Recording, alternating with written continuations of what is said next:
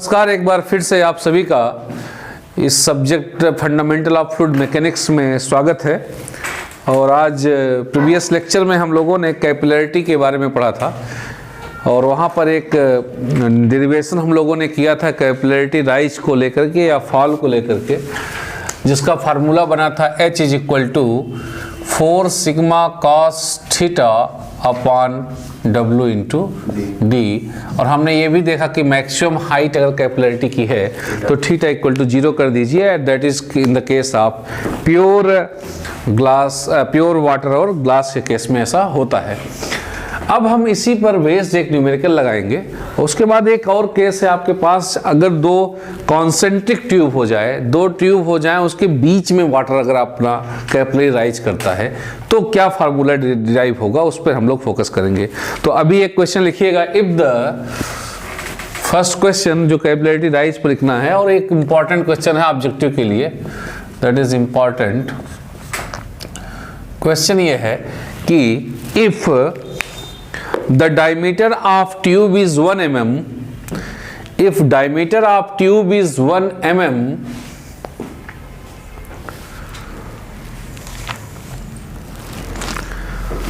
then capillary rise is 3 centimeter. If diameter of tube is 1 mm, then capillary rise is 3 centimeter.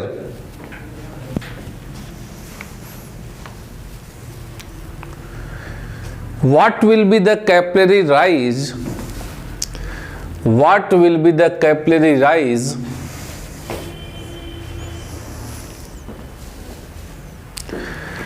if dia is changed to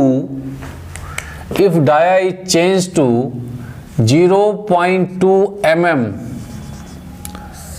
If dia is changed to 0.2 mm,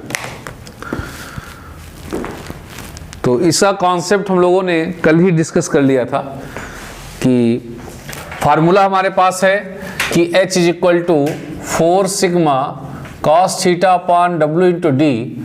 और यहाँ से आप देखिए H inversely proportional to है D के, और जहाँ से हम लोगों ने फार्मूला डिराइव किया था H1 upon H2 equal to D2 upon D1।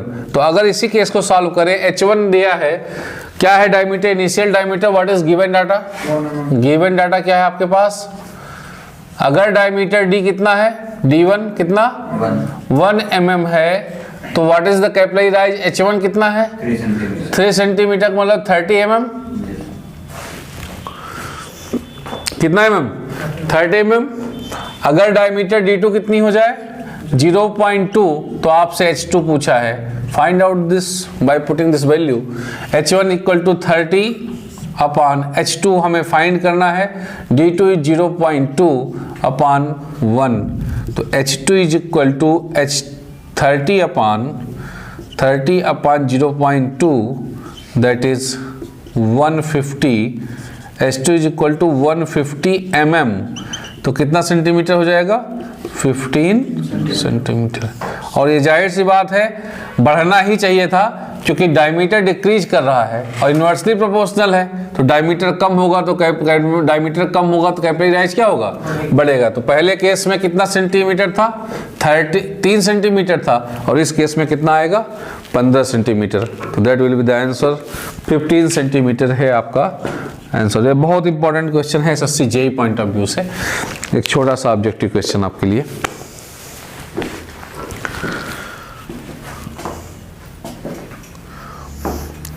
दोनों केस के लिए सिग्मा की वैल्यू सेम है, थीटा का कोई चेंज नहीं है, और W रो इंटू जी होता है। चूंकि सेम लिक्विड के लिए सेम डेंसिटी और आपका ग्रेविटी की वैल्यू 9.8 है, तो इसलिए जो है इस फार्मूले को हम लोग अप्लाई कर देते हैं, H1 upon H2 equal to D2 by D1। ये है कैपिलरिटी से संबंधित एक अच्छा सा न्यूमेरिकल जो आपको सॉल्व करना है।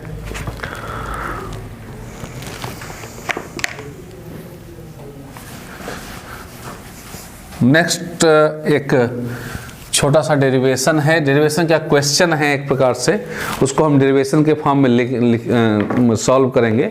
लिखेगा expression for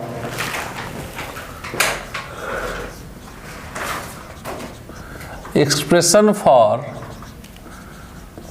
capillary rise, expression for capillary rise in the annulus, in the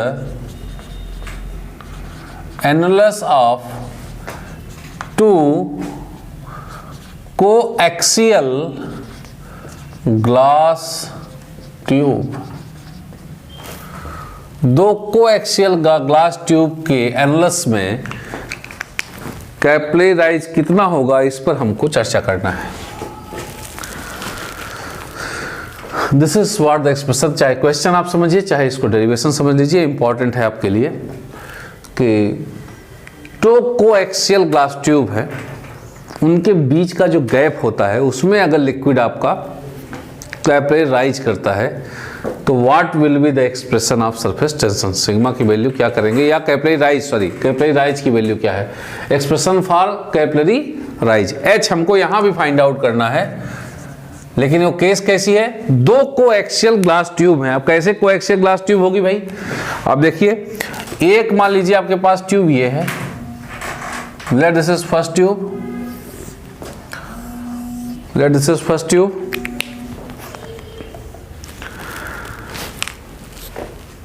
और कोएक्सियल होने का मतलब है इसकी की एक्सिस पर एक दूसरी ट्यूब होगी, चाहे इसके बाहर कर दीजिए चाहे अंदर, एक ट्यूब अंदर होगी और एक ट्यूब बाहर होगी।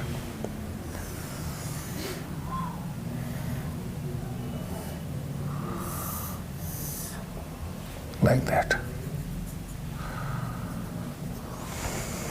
इस तरह से एक अंदर है और एक बाहर है, दो ट्यूब है। मान लीजिए इसकी रेडियाई, इनर रेडियाई है RI और इसकी आउटर रेडियाई है, इसलिए इसको क्या बोलेंगे RO। ठीक, अब ये दो कोएक्सियल ग्लास ट्यूब को हमने क्या किया गया, देखिए ध्यान से, हमने इसको एक लिक्विड में या वाटर में ही हमने क्या किया, इसको डिप कर दिया, इस ट्यूब को वाटर में हमने क्या किया, डिप कर दिया, डुबो दिया इसको। This is the level of water, जिसके अंदर इस ट्यूब को क्या किया हमने, सिंक कर दिया, डुबो दिया।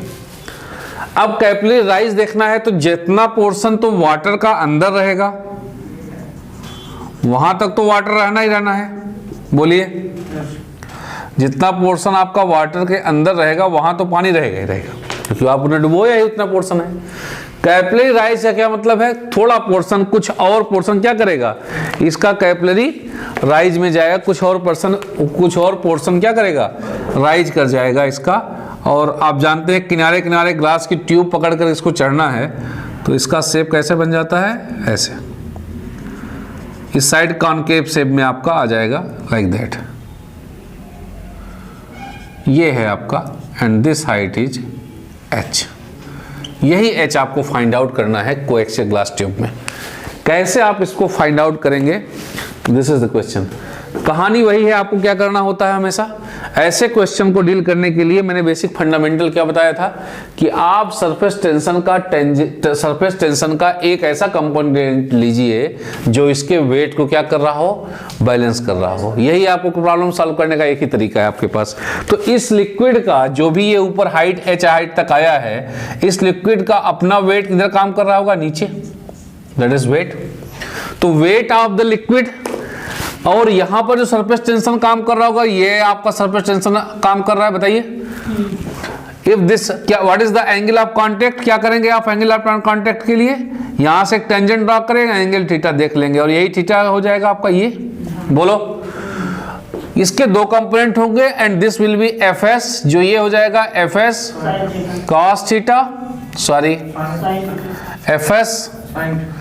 Fs sin थीटा, और इसका जो ये टॉप वाला हो जाएगा that is Fs cos theta. अब क्वेश्चन ये है कि Fs cos थीटा ही वो कंपोनेंट होगा इस पूरे चारों तरफ से जो इसके वेट को क्या कर रहा होगा, बैलेंस कर रहा होगा। तो क्या है आपका Fs cos theta is equal to weight of the liquid, कहां तक, up to height H height तक जितना लिक्विड है उसका जो वेट होगा उसको क्या कर रहा होगा, वो बैलेंस कर रहा होगा। अब यहीं पर थोड़ा सा आपको समझना है कि आप सरफेस टेंशन फोर्स जब ले रहे हैं तो what is the surface tension? Surface tension is equal to line force F by surface tension force by L। What is Fs is equal to sigma into L। तो यहां Fs की जगह आप क्या लिख देंगे? Sigma into L into cos theta is equal to, अच्छा weight क्या होता है? That is weight is equal to specific weight multiply volume. कल भी हम इसको देखे थे, स्पेसिफिक वेट क्या होता है? Weight per unit volume. तो specific weight rho into G होता है, W is equal to rho into G और इंटू वॉल्यूम। तो इसका मतलब है वेट ऑफ द लिक्विड क्या हो जाएगा? That is rho g into volume of the liquid. कहां तक? अप टू H हाइट तक। अब यहीं पर आपको थोड़ा सा कॉन्सेप्ट समझना है। केस कैसी है? सरफेस टेंशन में आपको L लेना है, एक यहां आपको देखना है और यहां पर एक तो एरिया आपको लेना पड़ेगा, क्योंकि एरिया मल्टीप्लाई हाइट करेंगे आप। That is rho g into area multiply height, H जिसे बोलते हैं आप, that is sigma L cos theta.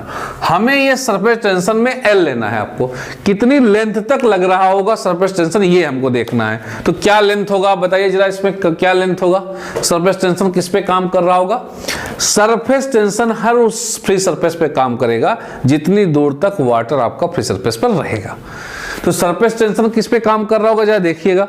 ये आपके पास मान लीजिए ये एक पहली ट्यूब है, अगर इसको आप फोल्ड करें, इस ट्यूब को अगर आप फोल्ड करें इस पेज को, तो केस समझिए पहले कैसे ये आ रहा है। ये आपके पास एक ट्यूब हो गई है, पानी है कहाँ? पानी इसके बीच में नहीं है, ध्यान समझिए। और ये आपके पास मान लीजिए एक बड़ी ट्यूब है, ये हमारे पास एक बड़ी ट्यूब है। इस ट्यूब के ये आउटर डायमीटर इसकी RO है।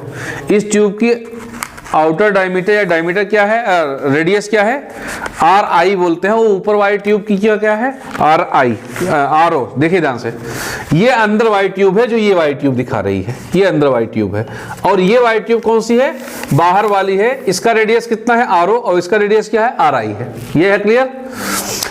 अब पानी जो है इस ट्यूब के अंदर नहीं गया है, ध्यान दीजिएगा, इसमें नहीं गया है पानी, इसके अंदर नहीं गया है पानी, इस एनुलस में गया है जो इन ट्यूब के बीच में है। ये जो गैप आ रहा है इसके बीच में, ये जगह, इसमें पानी आपका क्या किया है? चढ़ा हुआ है।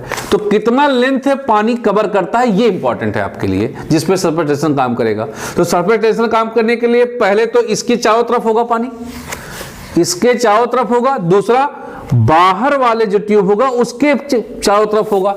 इस वाले ट्यूब पर पानी होगा पूरा, और इस वाली जो ट्यूब अंदर वाली है, इस वाली ट्यूब पर भी बाहर के दिशा में क्या होगा? वाटर होगा, तभी तो इनके बीच में पानी आएगा।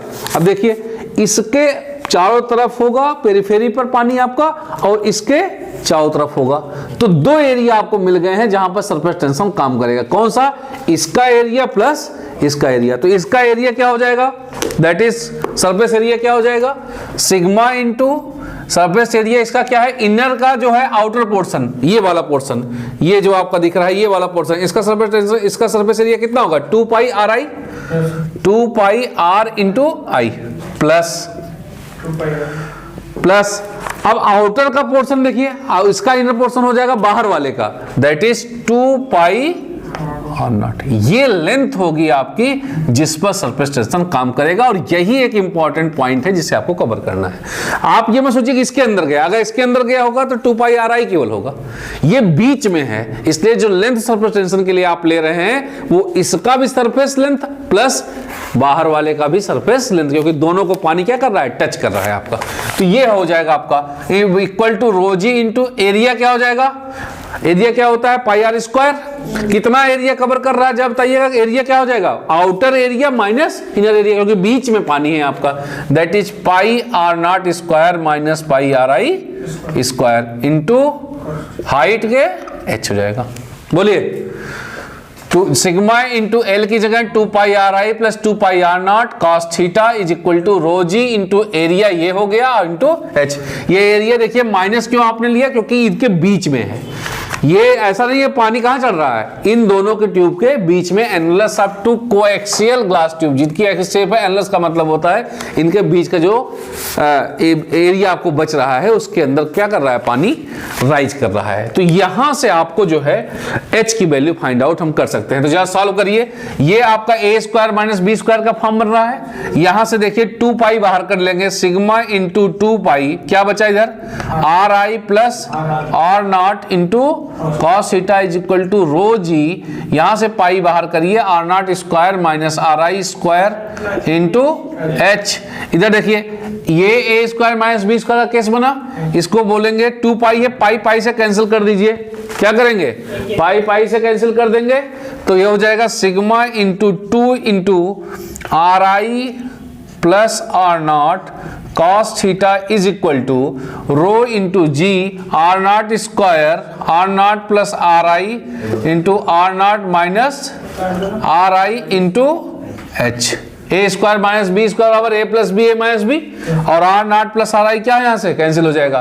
तो एच की वैल्यू बेटा क्या आएगा, दैट इज यहां 2 सिग्मा यहां से cos थीटा अपॉन रोजी को W भी लिख सकते हैं आप, इंटू यहां से आएगा R naught minus R I. ये इंपॉर्टेंट डेरिवेशन आपके लिए है। अभी इस पे न्यूमेरिकल नहीं आ रहे हैं, बट कभी भी ऑब्जेक्टिव क्वेश्चन इस पर आ सकता है। एक तो इसका फार्मूला ही ऑब्जेक्टिव क्वेश्चन है, अपने आप में ही पूछेगा कैपिलरी राइज, इसमें प्लस माइनस करता जाएगा और आपको यहाँ 2 की जगह 4 कर देगा, तो आपको समझ में नहीं आएगा, 4 ऑप्शन बना देगा वो। 2 सिग्मा cos theta upon W R naught minus R I. मैं बार बार फोकस कर रहा हूँ, यहाँ माइनस है, एग्जाम में आएगा, कंफ्यूजन में प्लस वाला मत साइन कर आप कर दीजिएगा, इससे बेटर है कि आप डिराइव कर लीजिएगा, R naught minus R I. तो ये एक ऑब्जेक्टिव क्वेश्चन है और इस पर आर नॉट आर आई दे देगा और सिग्मा का वैल्यू दे देगा, आपसे पूछ लेगा। अगर प्योर वाटर ग्लास होगा तो थीटा इक्वल टू 0, तो क्या हो जाएगा, for pure water and glass, water glass के लिए क्या हो जाएगा, थीटा इक्वल टू 0, थीटा 0 तो cos 0 बराबर 1, तो h मैक्स हो जाएगा, कितना हो जाएगा 2, that is 2 sigma upon W R naught minus R I, and this is important objective. Maximum capillary rise कितना होगा in the annulus of 2 coaxial glass tube, 2 coaxial glass tube के एनुलस में कितना कैपिलरी राइज होगा। अब इसके बाद जो है एक फंडामेंटल पर ही एक और टॉपिक हम लोग कवर करेंगे, जिसमें हम लोग सॉप बबल और वाटर की जो ड्रॉपलेट है उसके अंदर कितना एटमॉस्फेरिक प्रेशर से ज़्यादा प्रेशर होता है, दैट इज एक्सेस प्रेशर, उसको हम लोग डिराइव करेंगे, क्योंकि उस पर भी ऑब्जेक्टिव क्वेश्चंस जो है SSC JEE से लेकर के और तमाम एग्जामों में आते रहे हैं। तो जो हमारी जो हेडिंग होगी that is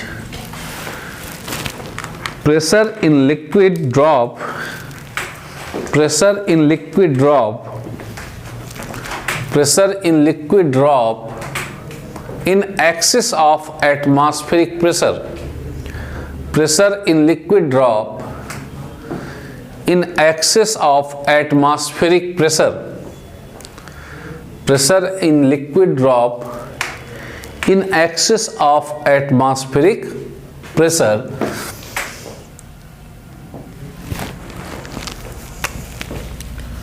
that is pressure in liquid drop in excess to atmospheric pressure, pressure in liquid drop in excess to atmospheric pressure. पहले तो सवाल ये है what is meaning of in excess to atmospheric pressure, पहले इसको समझिए ध्यान से। यहाँ एक जो है डेरिवेशन इंपॉर्टेंट नहीं है, ये समझना है कि कैसे आपका प्रेशर एटमॉस्फेरिक प्रेशर से ज़्यादा हो जाता है। तो सरफेस टेंशन पढ़ते समय हम लोगों ने एक चीज़ देखा था कि वहाँ एक कॉन्सेप्ट था कि अगेंस्ट द कोहेसिव फोर्स अगर किसी मॉलिक्यूल्स को आप सरफेस पे लाना चाहते हैं तो आपको वर्क डन करना पड़ता है जो सरफेस पे जा करके सरफेस एनर्जी के फॉर्म में स्टोर हो जाता था। और नेचर ये है कि प्रकृति क्या है कि अपने सरफेस एनर्जी को मिनिमाइज करने की पूरी कोशिश करता है, कोई भी सरफेस होगा। इसीलिए वहां पर जो है सबसे एक पर्टिकुलर वॉल्यूम के लिए सबसे मिनिमम सरफेस एरिया आपका स्फीयर का था। इसलिए हमने कहा कि जो ड्रॉपलेट्स होती हैं रेन की, वो सभी कैसी होती है, स्फेरिकल शेप में गिरती हैं। किसी पानी को गिराइए तो आप गिरेंगे किस शेप में, स्फेरिकल शेप में, क्योंकि वो सरफेस एनर्जी को कम करने के लिए उसके सरफेस एरिया को कम करता है। यहां से आप अगर एक कॉन्सेप्ट को समझिए कि मान लीजिए हमारे पास ये कोई कर्व्ड सरफेस है, ध्यान से देखिएगा प्रेशर कैसे वेरी करता है। मान लीजिए कर्व्ड सरफेस है, तो ये कर्व्ड सरफेस अब क्या करेगा अपने अंदर, मान लीजिए आपका लिक्विड का कोई ड्रॉपलेट है, उसका एक सरफेस है, कर्व्ड सरफेस ये है आपका ड्रॉपलेट का एक पोर्शन हमने लिया है। तो ये आपका इधर क्या है, आपका एटमॉस्फेयर है, दैट इज एटीएम। यहां पर हमारा क्या है, एटमॉस्फेरिक है कंडीशन है। और यहां पर अंदर क्या है, आपके मॉलिक्यूल्स हैं। किसके मॉलिक्यूल्स होंगे, इसके वाटर के जो भी है, क्योंकि वाटर का वो सरफेस है, वाटर के मॉलिक्यूल्स हैं। अब आप समझिएगा ध्यान से, ये आपका ये सरफेस है, तो क्या आपको लगता है कि ये सरफेस अपने आप को कम करने की कोशिश करेगा? क्योंकि बाय नेचर क्या है कि वो सरफेस एरिया को कम करने की कोशिश करता है।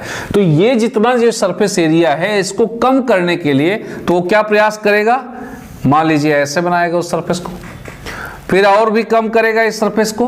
कोशिश उसकी रहेगी क्या, कैसे हो जाए ये सरफेस, ऐसे हो जाए। लेकिन क्या यहां तक ये सरफेस पहुंच पाएगा, सवाल इस बात पर है। अब देखिएगा अंदर, इधर आपका कर्व्ड सरफेस मिला आपको, ये कोशिश किया अंदर होने के लिए। क्यों अंदर होना चाहता है, आप बताइए, ये ऊपर की तरफ उठना क्यों चाह रहा है? उसकी वजह है कि अपने सरफेस एनर्जी को कम करना चाह रहा है। और यही नेचर है कि कोई भी सरफेस होगा अपनी सरफेस एनर्जी क्या करेगा, कम करने की कोशिश करेगा। इसलिए अपने आप को ये क्या करेगा, समेटना शुरू करेगा। और आपको ये जो आपको स्ट्रेट लाइन दिख रही है, इस फॉर्म में आने की कोशिश करता है वो। तो क्या होगा, जैसे ये मेम्ब्रेन है, पहली बात तो ये तभी समेट सकता है अपने आप को जब ये फ्लेक्सिबल होगा। कैसी होगा सरफेस, फ्लेक्सिबल होगा। सॉलिड होगा तो हो ही नहीं सकता है, दैट इज फ्लेक्सिबल मेम्ब्रेन्स,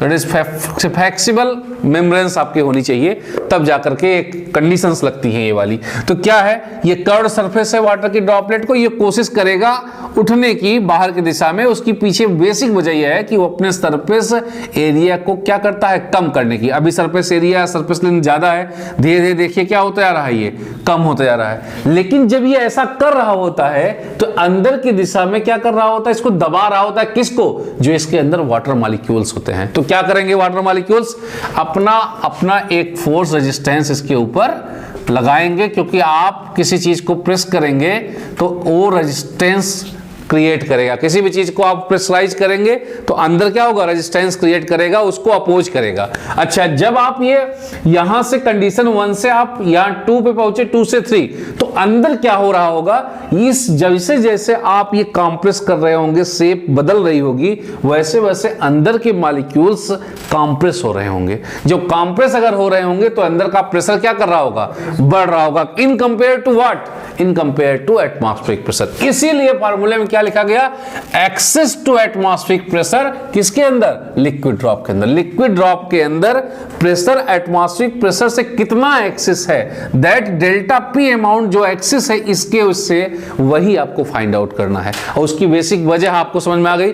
क्या करना है, आपके पास कोई भी कर्व सरफेस होगा वो अपने आप को कोशिश करेगा कैसा बनाने के लिए, स्ट्रेट बनाने की, क्योंकि सरफेस एनर्जी या सरफेस एरिया को कम करने की कोशिश करता है। यही बाय नेचर सरफेस टेंशन का रूल है। तो सरफेस टेंशन की वजह से नीचे ये आपको कम करते करते अंदर आने की कोशिश करता है। लेकिन चूंकि वाटर मॉलिक्यूल अंदर है, ये इसका रेजिस्टेंस अपोज करना शुरू करेंगे और एक इक्विलिब्रियम कंडीशन स्टेब्लिश हो जाएगी, जब जिसके बाद अब आप उसको कॉम्प्रेस नहीं कर सकते। लेकिन उस वक्त तक, जिस वक्त कॉम्प्रेस हुआ है, इनिशियल कंडीशन से लेकर के फर्स्ट से थर्ड, मान लीजिए आपका ये पहला है आपका पोजीशन, ये सेकंड पोजीशन है और ये थर्ड पोजीशन है। तो थर्ड पोजीशन पे जो भी वाटर मॉलिक्यूल्स होंगे, अब यहां से हट के यहां चले आए होंगे, तो ये किस स्टेज में होंगे, कॉम्प्रेस स्टेट में होंगे, जहां का प्रेशर बाहर के प्रेशर से क्या हो जाएगा, ज्यादा हो जाएगा। इसीलिए कहा गया कि कितना ज्यादा प्रेशर है, excess to atmospheric pressure, atmospheric pressure से कितना प्रेशर ज्यादा है किसके अंदर, एक लिक्विड ड्रॉपलेट के अंदर, दैट डेल्टा पी हमको क्या करना है,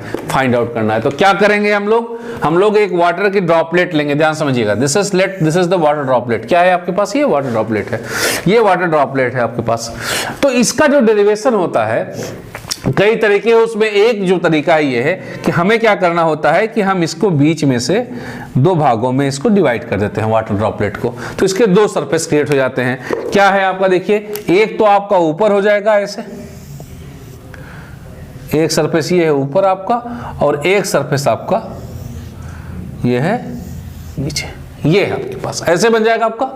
तो जब दो सरफेस क्रिएट हो जाएंगे तो अब ये इक्विलिब्रियम कंडीशन है, तो ऊपर का प्रेशर क्या करेगा, नीचे का डायरेक्शन लगेगा, और नीचे वाला प्रेशर क्या लगाएगा, ऊपर, दैट इज डेल्टा पी, जो आपका एक्सेस प्रेशर है, उसी को फाइंड आउट आपको करना है। तो यहां पर देखिए लाइन है आपके पास पूरी, ये पूरा सरफेस है आपके पास, जो ये दिख रहा है आपको, इस पर आपका सरफेस टेंशन काम करेगा, दैट इज सिग्मा। ये पूरे सरफेस में क्या काम करेगा, सरफेस टेंशन। यहां पर सरफेस टेंशन आपका बाहर की दिशा में काम करेगा, जैसे आपका नॉर्मली सरफेस पे काम करता है। तो यहां से देखिए, यहां पर भी सरफेस टेंशन सिग्मा आपका हर जगह काम करना शुरू करेगा, दैट इज सिग्मा सिग्मा।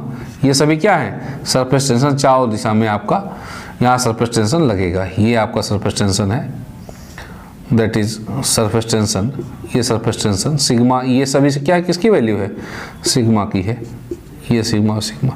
अगर इसकी रेडियस आप r ले लीजिए, let this is radius is r, या डायमीटर क्या ले लें, d ले लें, इसकी डायमीटर कितनी हो जाएगी, d।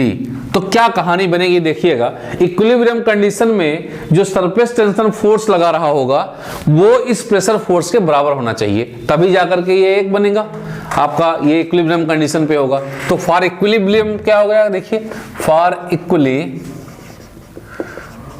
कंडीशन क्या है, देखिए कंडीशन क्या है, इक्विलिब्रियम कंडीशन क्या है, surface tension force, surface tension force equal to, surface tension force किसके बराबर, प्रेशर फोर्स के बराबर, दैट इज प्रेशर नहीं, डेल्टा पी प्रेशर है, प्रेशर फोर्स की बात हो रही है, क्योंकि सरफेस टेंशन फोर्स लिया गया है यहाँ पर, दैट इज एफ एस की बात कर रहा है। तो सरफेस टेंशन फोर्स कितना होता है, F S is equal to sigma into L is equal to pressure force क्या होगा, प्रेशर मल्टीप्लाई एरिया, जो भी एरिया होगा। अच्छा, लेंथ कितनी होगी, लेंथ हो ली जाती है जिस पर सरफेस टेंशन काम करता है, ये है पूरी लेंथ आपकी, that is pi into D या 2 पाई आर आप बोल सकते हैं, that is sigma into pi into D is equal to delta P into what is the area, area is pi by 4 D square, that is pi by 4 D square. और आप देखेंगे ये D एक D से cancel होगा और ये पाई एक पाई से कैंसिल हो जाएगा, what is delta P, 4 sigma upon D. And this is the important formula कि कितना प्रेशर एक्सेस होता है एक वाटर ड्रॉपलेट के अंदर, तो that is 4 sigma upon D. अगर डायमीटर आपकी कम होगी किसी ड्रॉपलेट की तो उसके अंदर प्रेशर ज्यादा होगा, और सरफेस टेंशन का क्या इफेक्ट पड़ता है, सरफेस टेंशन ज्यादा होगा तो ये आपका डेल्टा पी क्या हो जाएगा, ज्यादा हो जाएगा। तो ये एक सिंगल आपका लेयर है। यहीं पर अगर आपको सॉफ्ट बबल की बात करेंगे तो सॉफ्ट बबल के अंदर वहां पर एक लेयर नहीं होती है, 2 लेयर होती है, जिसको आप क्या कहते हैं कि खेलते समय क्या करते थे, उसको फूंकते थे तो बन के जाती थी आपकी। तो उसमें आप देखिए ध्यान से, उसमें हमेशा एक फिल्म दिखेगी, 2 लेयर होती है।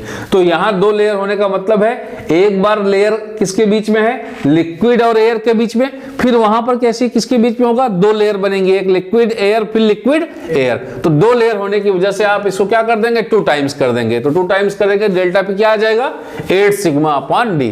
तो अगर 2 लेयर होगी तो 2 टाइम्स कर देंगे, that is 8 sigma by D. तो अब सॉफ्ट बबल के अंदर कितना प्रेशर एक्सेस होता है, 8 सिग्मा बाई डी, लेकिन वाटर बबल के अंदर फिलहाल कितना है, 4 सिग्मा बाई डी। तो फिलहाल ये आप लिखिए 4 sigma by D.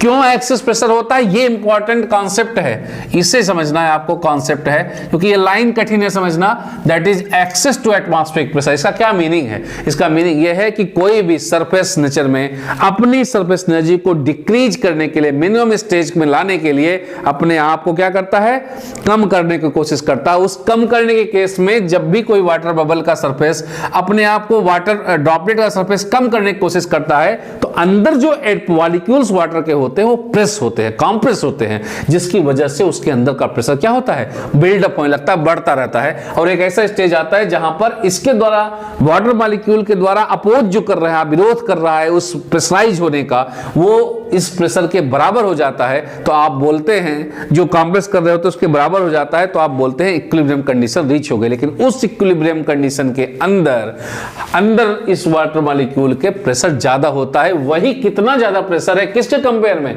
Atmospheric pressure, जो सराउंडिंग का प्रेशर है, वही हम लोग फाइंड आउट करते हैं, that is 4 sigma by D. तो ये है वाटर ड्रॉपलेट का आपका कि कितना डेल्टा पी क्रिएट होता है, that is 4 sigma by D. In case of soft bubble, in case of soft bubble, what is delta P? क्या लिखेंगे? Since it has 2 layer, कितनी लेयर होती है सॉफ्ट बबल में? Since it has 2 layers, then delta P क्या हो जाएगा? delta P is equal to 4 sigma upon D। ये एक लेयर के लिए हो गई आपका वाटर बबल में, यहाँ 2 है तो multiply 2 is equal to delta P is equal to 8 sigma by D। ये आपके लिए इंपॉर्टेंट है सॉफ्ट बबल के लिए, दोनों आपको जानना है। आपका वाटर का ड्रॉपलेट हो या सॉफ्ट बबल हो, दोनों के लिए कितना delta P excess to atmospheric pressure है, ये आपको इस डेरिवेशन से मिल जाएगा, that is 4 sigma by D and 8 sigma by D. और ये जानते रहिए कि क्यों ये ज्यादा अंदर का प्रेशर हो रहा है, ये एक इंपॉर्टेंट कॉन्सेप्ट है। लाइन जो है लिखी गई है डिफिकल्ट है, pressure in liquid drop in excess to atmospheric pressure. Atmospheric pressure से क्यों एक्सेस ज्यादा है अंदर का प्रेशर, उसकी वजह सिर्फ और सिर्फ मिनिमाइजेशन ऑफ सरफेस एनर्जी का कॉन्सेप्ट है कि कोई भी मॉलिक्यूल्स अपनी एनर्जी की क्या करता है, मिनिमम स्टेज में रहना पसंद करता है, एक अपने आप को कंफर्टेबल फील करता है, बाय नेचर लॉ है।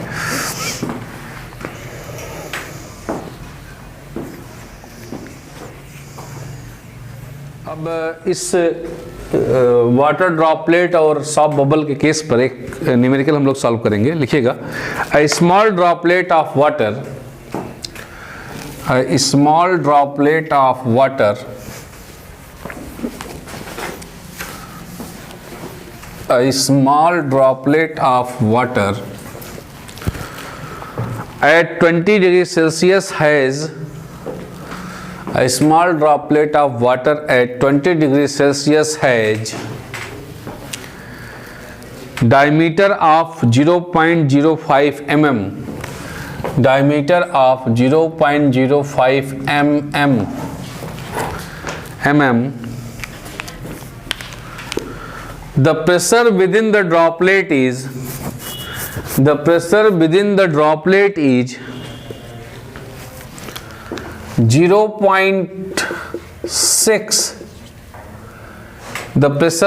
droplet is 0.6 kilopascal. पास्कल का मतलब होता है न्यूटन पर metre square, kilopascal, higher than atmospheric pressure. इसका मतलब डेल्टा पी दे रहा है आपको, higher than atmospheric pressure, find the surface tension, find the surface tension sigma, find the surface tension. क्या होगा, वाटर ड्रॉपलेट है, what is delta P, delta P is equal to 4 sigma by D. Delta P दिया है 0.6 into 10 power 3 is equal to 4 into sigma कितना दे रहा है नहीं मालूम है, हमको ये फाइंड आउट करना है, और डायमीटर कितना mm में है 0.05 इंटू 10 पावर माइनस 3, क्योंकि ये क्या है पास्कल का मतलब न्यूटन पर मीटर स्क्वायर, तो इसको मीटर में कन्वर्ट करना पड़ेगा।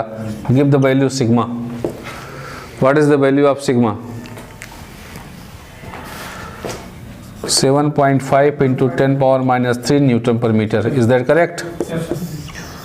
This is the answer.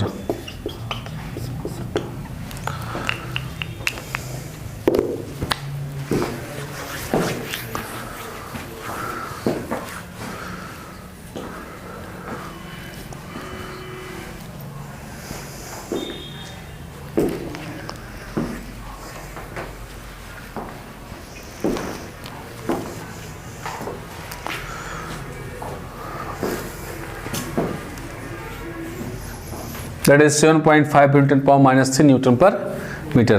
तो ये हमारे पास जो है फ्लूइड मैकेनिक्स का एक पहला यूनिट हम लोग कवर कर चुके हैं, दैट इज फंडामेंटल, जो एकदम बेसिक, जिसमें हम लोगों ने विस्कोसिटी को देखा, विस्कोसिटी के लिक्विड और गैस में टेम्परेचर के इफेक्ट को देखा, कंप्रेसिबिलिटी देखा, बल्क मॉडुलस हम लोगों ने पढ़ा, फिर उसके बाद एक rheological diagram non Newtonian fluid, Newtonian fluid के बारे में पढ़ा, फिर सरफेस टेंशन पर एक डिफरेंट काइंड ऑफ एक्सप्लेनेशन हमारे पास था कि कैसे एक वाटर ड्रॉपलेट को अगर कई टुकड़ों में मतलब डिवाइड कर दिया जाए, जिसमें 64 नंबर आपके ड्रॉपलेट बन रही थी, तो ऐसे प्रॉब्लम्स को कैसे हम लोग डील करेंगे।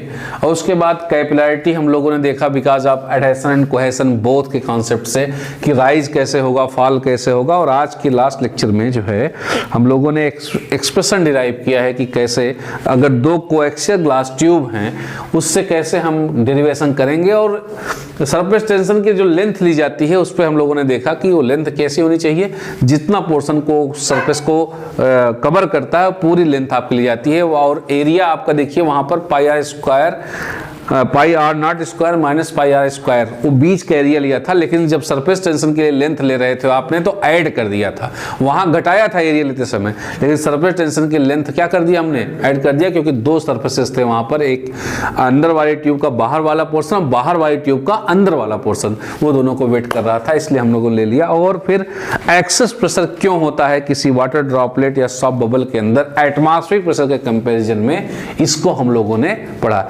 अब इस पे सफिशिएंट न्यूमेरिकल जो है कंपटीशन के पॉइंट ऑफ व्यू से हर एक टॉपिक पर हो चुके हैं।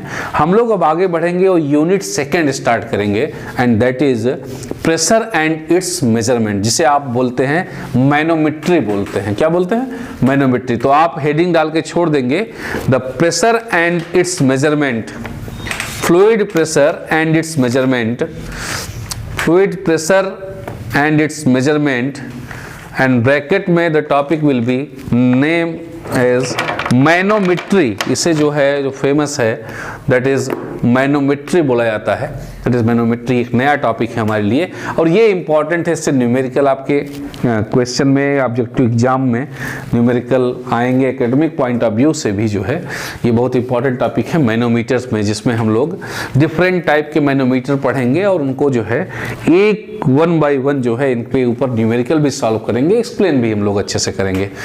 तो इसको रिवाइज करेंगे भी आप लोग, जो है जितना भी प्रीवियस टॉपिक है उसको रिवाइज करेंगे, और फिर नेक्स्ट लेक्चर में हम लोग जो है इस मैनोमेट्री को समझेंगे और कैसे प्रेशर, एटमॉस्फेरिक प्रेशर की यूनिट्स कौन कौन सी हैं, कैसे क्या नाम पड़ा इसका, इसके बारे में डिटेल चर्चा करेंगे हम लोग नेक्स्ट लेक्चर में। Thank you very much for your attention.